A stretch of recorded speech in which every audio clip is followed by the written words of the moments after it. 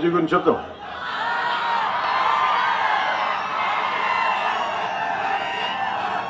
మీకు సినిమా గురించి చెప్తాను. సినిమాల్లో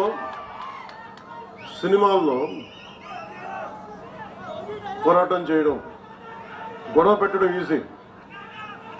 నిజ జీవితంలో గొడవ పెట్టుకోవడం, ధర్మం కోసం గొడవ పెట్టుకోవడం, ధర్మం కోసం నిలబడటం చాలా కష్టం. మీరు ఈరోజు మీటింగ్కి విని వెళ్ళిపోతున్నారు.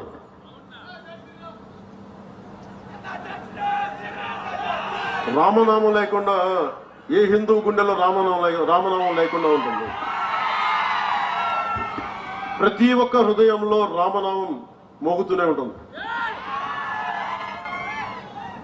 మీరు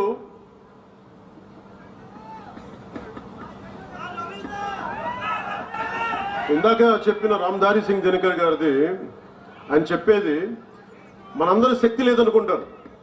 ఈ రోజున ఒక పవన్ కళ్యాణ్ కాదు, అశోక్ చవాన్ గారు కాదు, ఇక్కడున్న నాయకులు కాదు, మీరు బలంగా అనుకుంటే, ఆమ్ జన్ అంటాం కదా, మీరు సామాన్య మానవులు అనుకుంటాం. నేను సామాన్యుడిని, నేను మీలాగే వచ్చాను.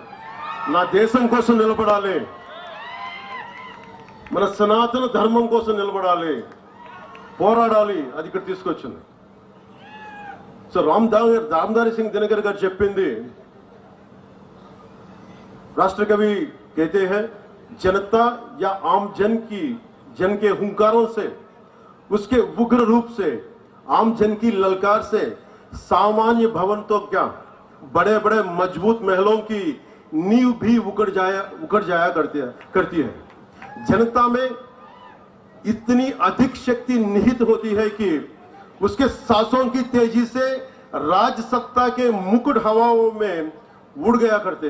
మీరు నిజంగా ఒక్కసారి మీరు ఎంత నిద్రాణమైన శక్తి ఉందంటే, మీరు బయటికి వస్తే మహామహులు పెట్టుకుని ఈ దేశాన్ని విచ్ఛిన్నం చేద్దామని హైదరాబాద్ నుంచి వచ్చే 15 నిమిషాలు ఇవ్వండి, హమ్కో 15 మినిట్ దీజే, అలాంటి వాళ్ళందరికీ కూడా వాళ్ళు హైదరాబాద్ నుంచి వచ్చి, ఓల్డ్ సిటీ నుంచి వచ్చి ఇక్కడ చెప్తా ఉంటారు కథలు.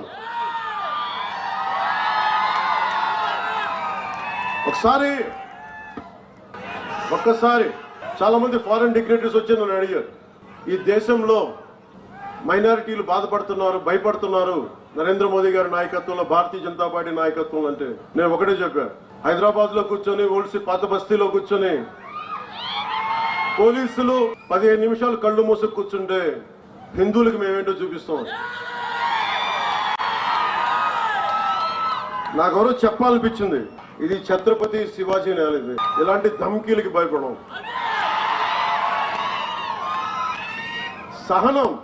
సహనం పిరికితనం కాదు, సహనం మంచితనం. కానీ మంచితనంతో గొడవ పెట్టుకోకూడదు. సో అలాంటి వాళ్ళకి మీరు కలిసికట్టుగా ఉంటే ఏదైనా సాధించవచ్చు.